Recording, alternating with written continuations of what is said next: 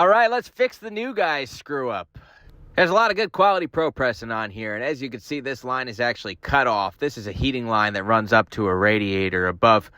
And the guy who cut this pipe out told me that there was some kind of offset under the floor and that he was not able to get the valve for the radiator out. And this is the radiator in question, and I thought this was interesting because from underneath I saw a light. And there was no light in that room, but there appeared to be light in this room, which is a room right next to it. So I figured I'd check the baseboard in this room, and as it turns out, yep, there's the ProPress fitting right there. Looks like the problem was he was working on the wrong radiator. So that's cool. The customer's going to be happy that we don't have to rip her floor out.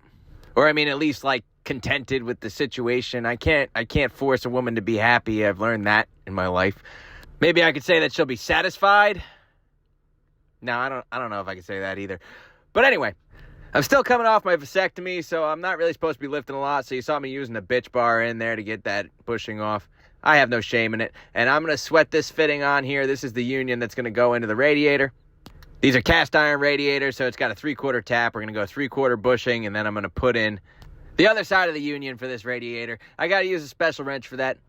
Right now, you'll notice I have some nice blue channel locks. I don't have any special corporate sponsors like the Knipex or any of that stuff, and I just can't see spending, $100 on a pair of pliers that I'm going to leave on top of a windowsill, And honestly, I've used them before, and I just don't think they're that special. I get everybody in my comments telling me to get them. I don't think there's anything special about them, really.